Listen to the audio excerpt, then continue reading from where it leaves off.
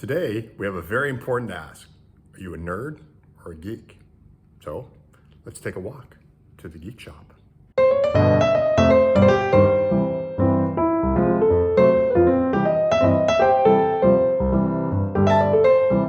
Welcome to another episode of Geek Shop. I'm Chetan and my colleague Chris. Say hi, Chris. Hey everybody!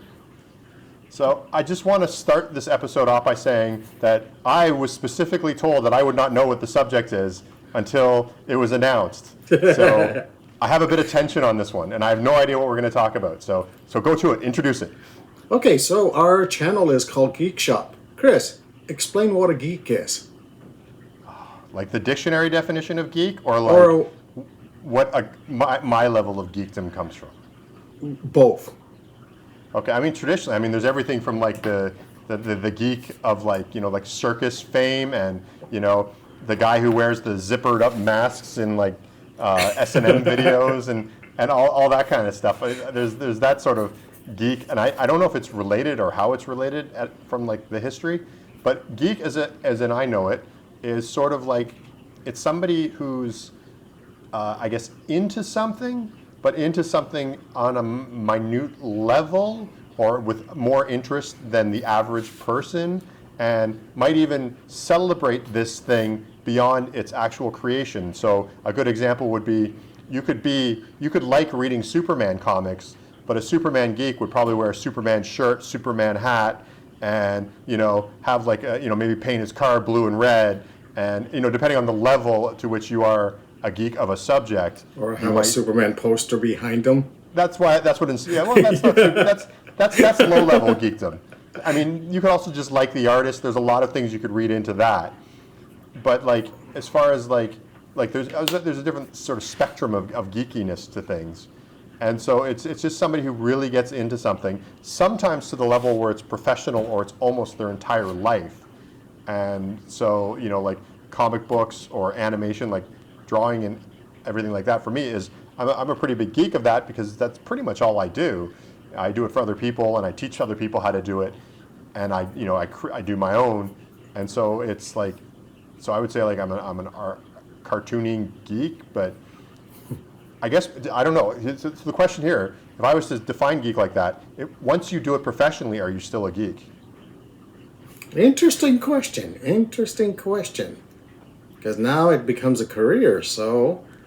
Yeah. But are you doing the, let's say, for example, Superman. Let's say you're not drawing Superman professionally, you're doing something else, you're still a geek because your fondness of this one character or artist or comic book is still there because you're not doing that. Yeah, it's true. So, like, but you can't get paid to be a geek. Well, depending. Like, having love for something, having a, what do you call it? Appreciation for something you love and want to talk about it. A lot of YouTubers are making money on it. Sure. Maybe we will someday. Yes. Subscribe to our channel.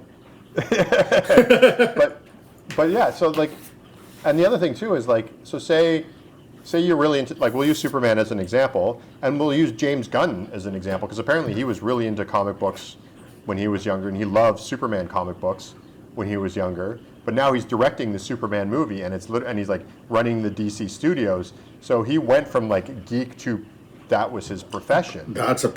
He's a perfect example. Him and Kevin Smith. Yeah. I mean, Kevin Smith, not so much. I mean, I guess he's written a few comic books here and there. He hasn't actually like, he has geekdom for definitely filmmaking and stuff yes, like that. He hasn't really done a major superhero movie where James Gunn, you're right, doing, doing Guardians of the Galaxy, Suicide Squad, and especially Superman. I mean, the most iconic character ever. And, I haven't read much about James Gunn, how much of a huge fan of Superman he is, but that would be a dream project. Yeah, I mean, I think anybody who's into comic books would sort of look, like if you're a filmmaker and you're into comic books, the first thing you'd be like the pinnacle would be a Batman or a Superman movie. Yes. Maybe. Maybe X-Men and Avengers for a while. I think Avengers is sort of dying in popularity, but Yeah, and Star Wars is another good example, particularly since George Lucas left it and other directors have come Oh on. yes, that's it. I think a lot of them were big fans of Star Wars, Oh, like and so what's they his name, Dave Filoni. I mean, you could just hear him talk. You could tell yeah. it. He's a big Star Wars fan. So like he was a Star Wars geek, but now that that's his life, is he still a geek? That's a big question. It's like, when does geekdom start? I think geekdom starts when you own even one single thing outside of the medium that it was. So like, if you're buying a Superman sweatshirt, you're low level. That's low level geekdom. Like, But not even that. I would say, I mean, we're from a generation before YouTube and all that stuff. Wake up Saturday morning, 7 o'clock. This cartoon's going to be on. You rush out and sit down in front of TV and watch it, or you knew GI Joe and Transformers would be on at 4 o'clock, so you'd rush home from school, sit down and watch yeah, it. I think I think it's the appreciation of the medium, or you know the subject matter, and how much you yeah, enjoy it. yeah. That definitely. I think that how much you enjoy, and I mean, but again, there are different levels of geekdom. I think there's some cases where people are like, massive geeks. Like, even I've had times in my life where I've had obsessions. Being a geek and being obsessed is probably two things that are correlate a little bit. Yes. So there was a time when I liked Lobo, the comic book character, and I was like obsessed. Like, I had every comic book he was in. I still have the statue. I still have a few things left, but anything that would come out, to the point where I was actually contacted by some writers and artists at DC about my collection. So I actually have some sketches and stuff by some artists that actually worked on the books that they were like, oh my God, like, I've never seen anybody with such a huge collection of Lobo stuff. Now, do you still And have it? nah, a lot of the comics I got rid of just because for space, and I used to Yes. have like every T-shirt that ever came out with Lobo on it, and I've sort of worn a few of them now, and so a few of them are kind of worn out, or maybe got thrown out. So I sort of, to be honest, I mean, I thought the character was fun, but I think just collecting it was the part that I loved about it. So I sort of died off on that a little bit. Once I See had that everything, that's the part about being a geek, is sometimes you'll go like you said, the obsession.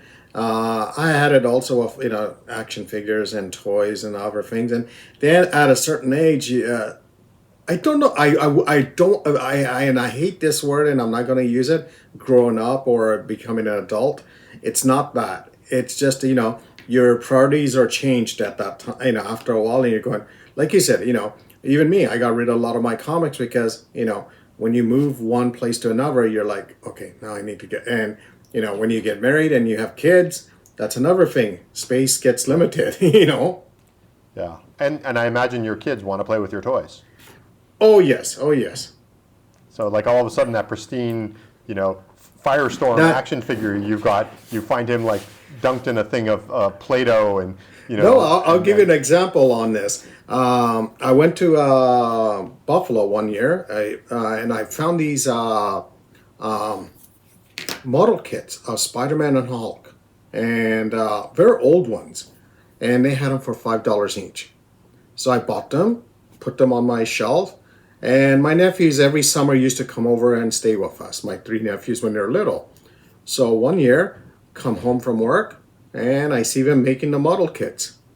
And I said to my wife, "What are they doing?" She goes, "Oh, I gave them that to make and stuff. Like I told you, anything on this shelf, no one touches." And she's like, "They're toys." yeah. Yeah.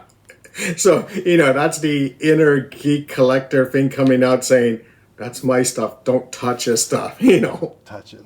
But then, eventually you do have to sort of, whether you're living with other people or whether, you just circumstances.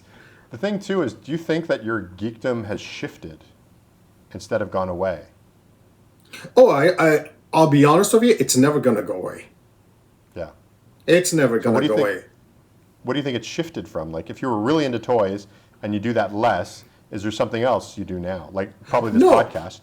Yeah, no, but no, even the toys wise, let's say action figures. I used to buy action figures and stuff for a bit, then stopped. And now when I go to the stores, even let's say a Walmart or Toys R Us or anything like that, I'll go to a toy section. I mean, Yeah. action figure section and look because, you still want to see what's out there and stuff like that. And once in a while, that's how I bought the Firestorm figure I showed in that last video. I looked at it Yeah. and go, hey, this is really good. Bought it. Although we must be getting old, and I don't know if this happens to you, but I'm going to assume it might. And I hope it does, because then if not, it won't make you seem old. Do you ever go to the toy section and you're walking down the aisles and you're like, "What the hell is all this crap? Oh, yeah. Toys aren't as Yeah. good." When I why are there all wrestling action figures? There should be more superheroes. Why is there Fortnite action figures? Yeah. Yeah, why are all these action figures shaped like cubes? Yeah, see, that's like us at the, in front of our house in our rocking chair, waving our hands. Damn kids, get off my lawn! Yeah, but you're right. I have done that. I've walked in and you're going, yeah, wrestling action figures, Fortnite action figures, Minecraft action figures. And it's like, you know what? I want to see I have a bunch of Flash action figures. I want to see a good Flash action figure. I don't want to see this crap. Yeah. The same with me happened with comics. Like I used to buy a lot more comics than I do now, and a lot of it, I mean, part of it came from I sort of, when I'm living overseas, I have less opportunity to buy comic books, just because there's no there's no Wednesday Warriors here, there's no Yes. comic shops here. Like I find a few bits and pieces and a few interesting things, but I don't really buy a lot. And then when I go back home, I go look on the shelves. I'm like, I don't know what's going on here, so I'm not interested anymore. It's like, what? Captain America's a bad guy? What? Like. But Things here's the like thing. that. But here's the thing. You're still a geek because you walked into that shop. Oh yeah, I'll go into the comic book shop all the Yeah, time. there you go. See, Any opportunity. yeah. Even if you go into a regular bookstore and you see a graphic novel or comic, you walk toward that section. Yes. It's Although like I tend to find now I lean more towards things like graphic novels because I'm actually interested in reading it.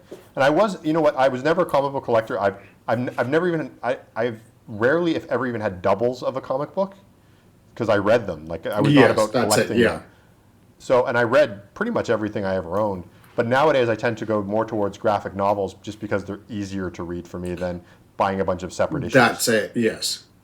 So, and I do read digitally too. So I'll read, just because again, moving all the time, carrying around a bunch of books is just a pain. So, Now here's a question: what you brought up about obsession and stuff about being a geek.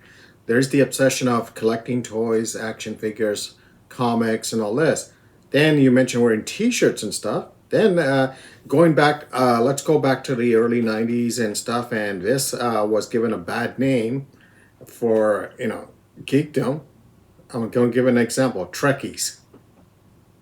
yeah. See that, and that just gave you know, you know, Star Trek, Star Wars, comic books, everything a bad name. Yeah, I mean, I guess the problem. I mean, I've seen people who are obsessed with things to the point when it's like it's almost clouding reality a little bit for them. And I think that's what happened. Yeah, and I think that's the few. I don't think it's the majority. I think most people were able to sort of like deal with the reality. Like I think you and I were pretty into stuff like that. And We were, didn't, yes. I don't think it clouded our judgment. If anything, it just sort of created our social life a little bit. Yes, that's it, yeah. And so I don't think it was that big. Like I was actually for a while I was really into like Warhammer had this game called Blood Bowl, which was like a football version. So it was a game you could play that was shorter, but still sort of like that thing where you make miniatures and paint them and everything like that. And I loved it and I painted them and I got into them for a while and everything. But but I never sort of like got so deep into it where it was like dangerous. Or Yes, anything. that's it. And that's where what you mentioned, obsession, comes in. Okay, so for longest time, I know my sister and relatives and friends used to always joke, calling us nerds. Mm-hmm. So I told her, we're not nerds, we're geeks. Yeah. And that was my self defense, going, okay, we do deal in computers and all that stuff, but we're not nerds, we're geeks.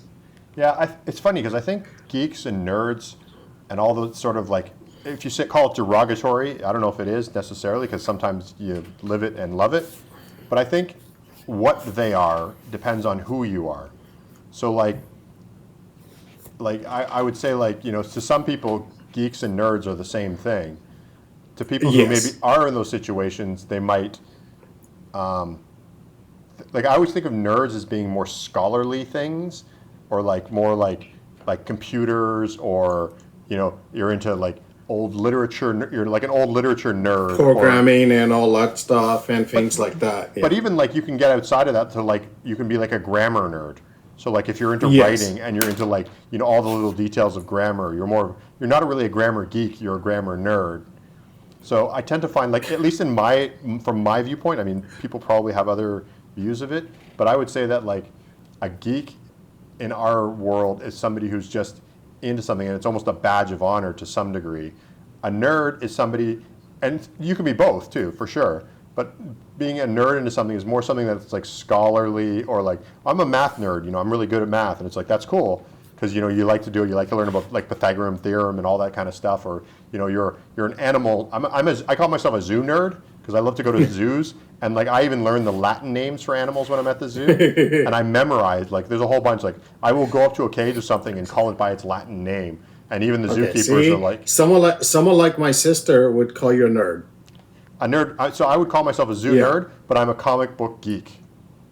But on the other hand, you know, I defended this with her and some friends, saying, you know, they're calling us nerds and geeks, and I go, when you watch your TV shows like, you know, Survivor or whatever, do you watch it every week? Yes. I go, you're a Survivor nerd, you know, a Survivor geek. I would And say they go, Survivor "No, we're geek, not." but yeah.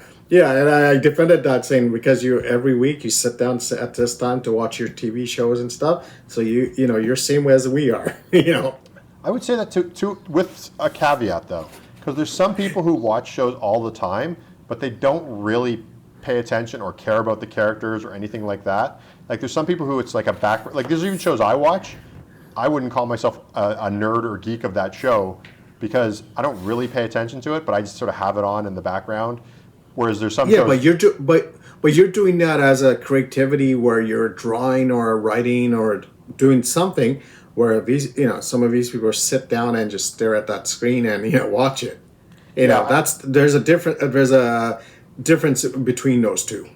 I would say too that like you're nerd or geek if you have like a social group to which you speak of that thing outside of the actual event. So like if you have like office friends who like you watch Survivor, and then the next day you go to your office and you're talking about who got kicked off that day with your office friends, then that's definitely like you're a Survivor geek. Oh yeah, because you know what? What difference is that between, you know, going to your office at the water cooler or coffee thing, talking about the last episode, and we did that in the comic shop, talking about the latest comic book. You know, same thing. Yeah. So I think that, and to some degree, there's also people who have, for TV shows, have like parties for them, like, you know, like I know They a lot do, of shows, yes.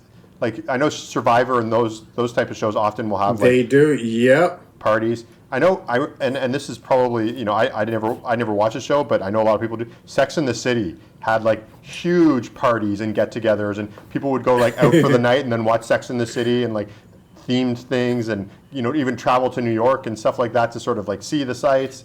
Like that to me is definitely you're in. Like, and here's the thing, and these scene. people would make fun of us for watching Star Trek or Star Wars or reading comic books. Some would, but I think the well-rounded ones would go, yeah, I guess I do it too. Yes. Okay, so I got a question for you now. So Yes. this is the question, and this inspired it, and my wife Allison keeps telling me this all the time.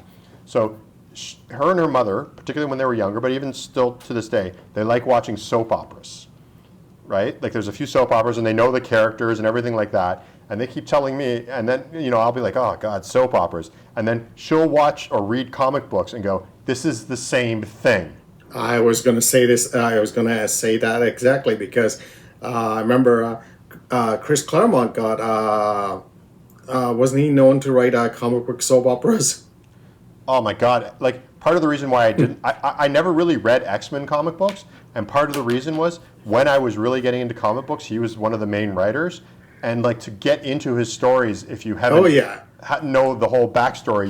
And there's no it point. is a soap opera because I grew up with I have a brother and sister, and my when my dad was at work, my mom and my sister would watch soap operas, and going back to the 80s, when you didn't when you barely had cable, you only got certain amount of channels, so and at that time we didn't have a TV in this room in that room. It was one TV.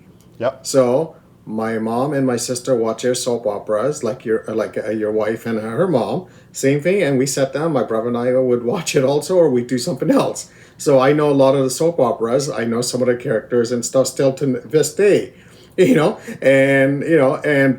yeah, soap operas. And if you look at the soap opera storylines, cliffhanger ending every episode. Yep. Comic books had the same thing. Exactly. And nowadays, I think Korean dramas have kind of slipped into that too. I don't know. Again, that's something my wife loves, Korean drama shows. And she's like, it's exactly like a soap opera, except they end. The one thing is they actually end because they have a limited time. Whereas, I mean, soap operas are the longest running TV shows in history because they were around, they started as radio shows, most of them. Oh, even in the Indian culture, my wife and her mom watch Indian. They watch their religious soap operas, Yeah. like one on Krishna, one on Hanuman, and stuff like that. And they have religious soap operas. Makes And sense. one time I was sitting there and watching it, and I said jokingly to my wife, I go, they're being so over dramatic on the storyline here, but it's that soap opera attitude. It's like approach. It's if something might have happened to Krishna here, let's stretch it out and make it into more interesting and have And I'm not joking. They even have things like love interest. So here's another theory I've heard is that comic books and comic book movies, their main sort of thing that happens around them is fights. So it's always this guy versus this guy. In soap operas, it's sex.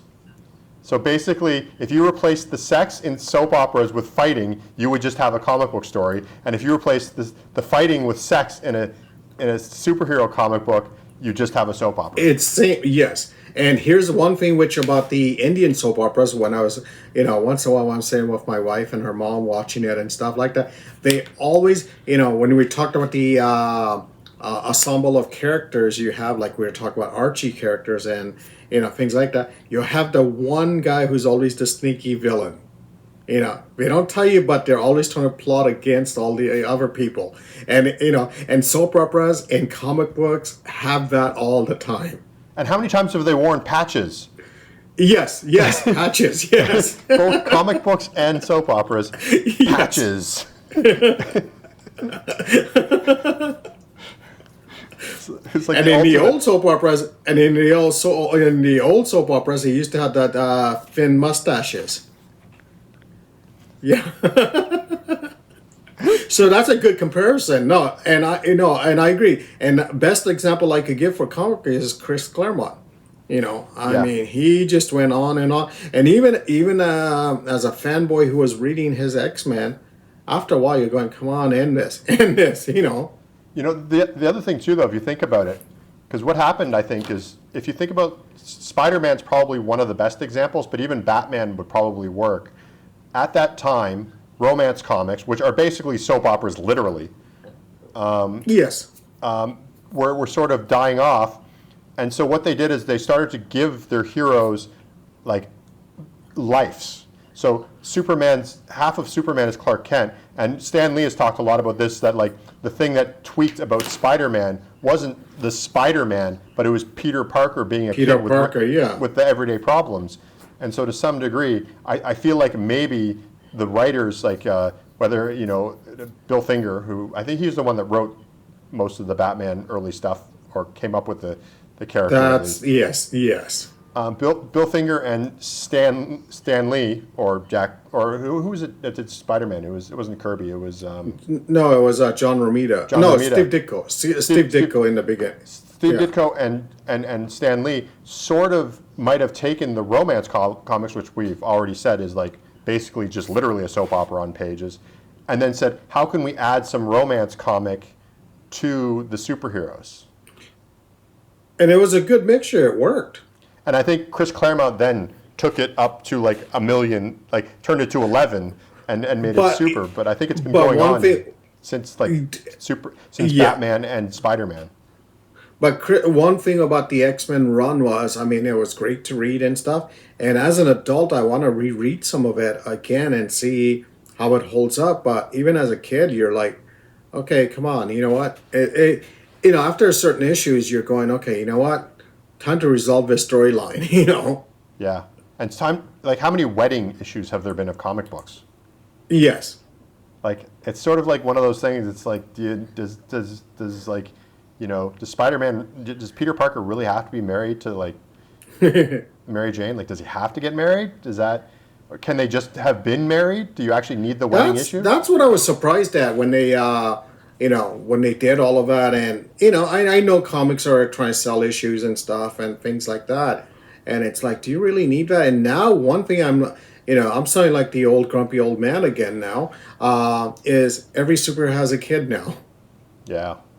That is a big thing. I think that's, maybe that's just the comics we're looking at. And so we're looking at comic books created by, guys our age who all have kids and families and stuff like that. So, like Savage Dragon's a good example, but. Yeah, but I want to see, just a Superman story. I don't care if he's married to Lois Lane. I don't want to see his son, having superpowers and stuff. I just want to see Superman, know. I miss one of the, if we sort of get to this topic, I miss the Spider-Man comics of the 80s, where it's just a story, he fights a thing, that's the end of the story. Well, that's it. But then again, it had that soap opera element and romance element also because he was in love with Mary Jane. But then at the end, in the 70s, they had Gwen Stacy, but he was in love with both of them, And then Mary Archie Jane Andrews of that's it. Yeah. But the thing is, you never really, like, to me, I never felt the need for them to, like, move on and be married. Like, it's like Archie comics. It's like, I don't care if he goes out with Betty and Veronica and stays a teenager his entire life. And I understand that there's more modern ones and everything like that, and they've changed the whole thing, and I'm totally cool with that. But there was something sort of nice about just being able to, like, the story, the characters. Archie is going out with Betty and or Veronica at any point. You know that they're never going to resolve it, and the whole point is how is this going to end up in a wacky situation? And same with Spider-Man comics. It's like that like there was a conflict between whether he's going to go out with Mary Jane or whether he's going to go out with Gwen Stacy, and I didn't mind that never resolved, but I guess either as writers, it worked. Yeah, but maybe but writers here's the thing. Or like other people got bored and thought they needed to fix it. No, but here's the thing. You read that as a teenager, younger age. Reading that at this age, would you still appreciate it the same way as you did before? Or would you say, why are they doing this? Yeah, I might get a little bored. It's like watching, growing up and watching it, loved it, one of the best shows, but then watching it recently, $6 Million Man. It's like, wow, this is bad, Yeah. Well, So, but as a kid, your eyes opened up and said, wow, this is great, Yeah, it's true. And there's a few shows like that. I watched The Greatest American Hero too. That was. Oh, I tried watching one episode and I think I got 20 minutes into it and just gave up on it. I've rewatched the entire show to the point where I have the DVD box set that comes with a cape. That's another episode where you have to wear the cape. Okay, fair enough. The Halloween episode. Yes. Why does it have to be Halloween? Every day's Halloween in a geek shop. Yeah, and mentioning geeks, that's now you become an Uber geek. Well, I bought it because it had every episode. No, you bought it because it had a cape in it. And it also honest. It had an iron-on patch that you could put on a red T-shirt too. Okay, I'll give you an example on that one. I bought a Flash DVD set of the TV show, and I'll be honest with you, the only reason I bought it was because it had a really cool action figure attached to it. Fair enough. And it was, and it had, and they did not sell that action figure separately. Fair enough. So that's the same thing as you with the cape. I bought the action figure, and it was, yeah. Okay, fair enough. I'll take that. So, we've been talking about like geek stuff that we're into, TV shows, everything like that. which is kind of cool. This is actually the first time we've talked about that sort of subject here. But maybe we can bring that into making our comic books too. Is there anything about making a comic book that you would consider yourself a geek of? Like, are you, and what we can get into supplies, like, do you have a collection of pens that you never use, but you just like to have them? I remember when we were younger, you used to have the biggest selection of markers any human being I've ever seen in my life. And so is there anything like that that you would maybe have considered yourself a geek of, or still consider yourself a geek of? No, still. I mean, you go, it's like a kid in a candy store type of approach. And, when you go to an art store, or even, let's say nowadays, there's not that many art stores, but when you go to any store, even dollar store, walk in and you look at the pencils and pens and markers and stuff. And I have done that. I've looked at it and gone, hey, I want to buy this, So is try them out. Is there any item in particular, like, do you like really go crazy for like, pens? Do you really go crazy for paper, or is it just art supplies in general? Like, is there specific Just things? art supplies in general. Okay.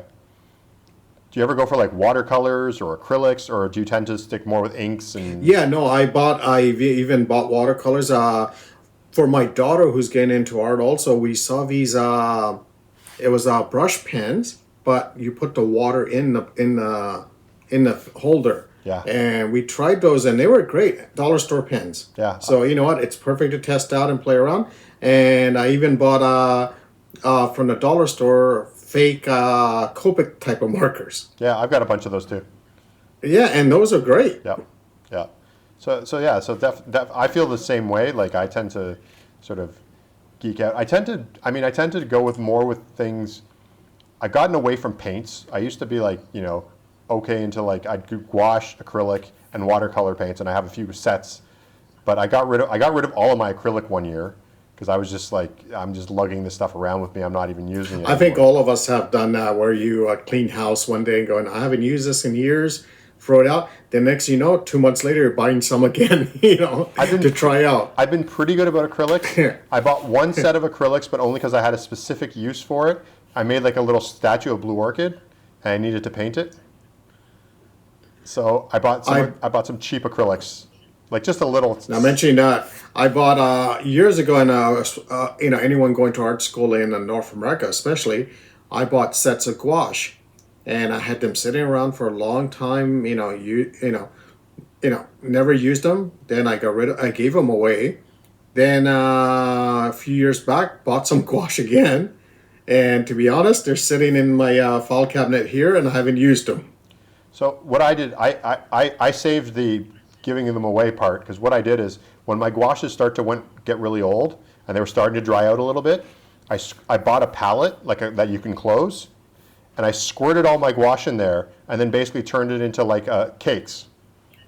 Oh, that's a good idea. And then that way I had this so it lasts forever. So every once in a while, if I want to pull them out, I've got them in cakes, so it's not tubes. That's it. And it's a nice little palette. And they're the ones I used in school. So if you had a brand new tube of gouache, you would fill it up and it would overflow. But since they were the ones I used in school, there was only like half of the gouache left anyway. So, that's it. Yes. So I still have those. Here's a question. Now, here's a question I'm going to ask before we end this episode. The term geek, you were mentioning it was, circus, sideshow, freaks, whatever, this obsession and all this. When did it become connected to comics and, that type of culture?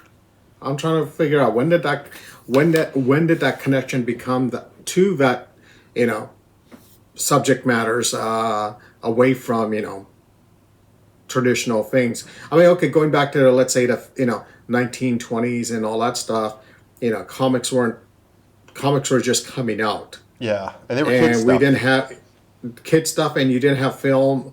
Film was coming out also. It wasn't, you didn't have Buck Rogers, you didn't have, Flash Gordon and all that stuff. I would say that probably, I don't know when the term, you could probably look it up and find exactly when it was first used in print and things like that. But I would think that the idea, at least, probably came out and probably became a thing probably in the 60s when comic conventions, Star Trek conventions, and mini and zines started. That's a perfect, yes, that I never thought about that. Yes. So I think that's when the obsession became more than just the products. And that's when was it 60s or I can't remember exactly, but that's when comic shops started coming around also. So I think that revolution of having like the comic convention, the zines, the like again, as I said before, it's like it's not just the comic book anymore; it's the stuff that's around it too. That's it. And so I think that So no, you're right. That makes sense. Yeah, you're right. Around the 60s, yeah, you had all of that stuff coming out. And, before you go to a corner store, look on a spinner rack or look on a shelf, buy your comics and stuff. Now you're a specialty shop where people like you hung around there. So, and conventions to go to. Yeah. Okay, So sure. it was the type of place where you not only read Superman, but you read about Superman and maybe about who wrote it and about who's drawing it and about where the story's going and things like that. So I think, and that happened, I mean, again, I don't know my comic book history that well, but I think that's sort of when it started was when the early conventions and then the early zines started coming out. Actually, that's interesting. You bring up that point because as a young kid, I never knew about comic conventions until later. Then one of the first conventions going there, you're walking by the tables and you're going, "Oh, that guy's drawing a page." Yeah, You're like your eyes opened up. yeah, Wow, that's the artist who draws it. When you're a kid, you don't. You look at the names, John Byrne. Whatever artist, Chris Claremont writer, and this and that. You know the names, but when you actually see someone walking by and you're looking at the table and you're seeing them draw, your eyes open up. Yeah. It's like, and you stand there staring, going, wow. Then when they had the original art there, you're flipping through it. They're going, this is how they do it because. Again, we're coming from a generation where we didn't have internet to pull up the original art page. yeah, it's true. And I think it's funny because I think everybody has that moment of realizing what it is, like and becoming, the geek, learning about the back stuff when you're depending on your age. Because like I mean, we grew up in Toronto, so like there was comic book shops. Like Silver Snail has been around was around for as long as I knew. A long time, yeah. So like I knew about I don't remember not knowing about Silver Snail. Like I was a tiny little kid the first time I went in there. And conventions probably worked the same way as well where, I knew about comic conventions. I think I was probably like my early teens before I went to a comic convention. But I was in my early teens. But here's the thing, when I was younger, going to the corner store, looking at the spinner rack, looking at the comics and stuff, and a lot of times it was by myself, no one around, looking at the comic rack. As soon as someone else came up and look, you're looking at them and going, "Hey, someone like me," Yeah. And then when you had the comic shop, that made it even more interesting because now you have more people like you. Then the convention was just like a kid in a candy store. You had everyone there like you, and everything that you loved was all around you. Yeah. Although my first few comic conventions were kind of overwhelming too. I seem to remember sort of being like, Yes. okay, this is a little too much. Like, It is. it's like it's different than when you're like, walking into like the comic book shop, and you're sort of, sort of like, okay, you get to know the owners, this and that. They give you a pull list. But when you go to a comic book convention, it's like, holy crap, this is huge. And here's the thing. This is where the geek level meter is going to go high. Is think about you as a teenager and myself as a teenager going to that comic shop owner or the employees and talking their heads off about comics. I worked at a comic book shop for like a few years. Ugh. Oh yeah. Oh, I've worked at a comic shop also, and but think I'm shaking my head, but I'm sure I was the same way. Yeah. When I was a teenager. And to be honest, if you're going to have a job where you're going to get to talk about comic books, like every once in a while, a good conversation comes out of it, and it's just like it's gold. It's so awesome. Like to sit there and go, I'm getting paid to talk about who's the best mutant. It's like it's pretty awesome. So. And that's where the conversations about who's stronger, Hulk or Superman, evolved from. That is probably where it came from. Yes. And check out our other videos, including where that question's been asked a few times and responses from that. For sure. I think we can probably wrap this up now. Yes. Thank you for watching this episode. Join us again next time on Geek Shop. Take care.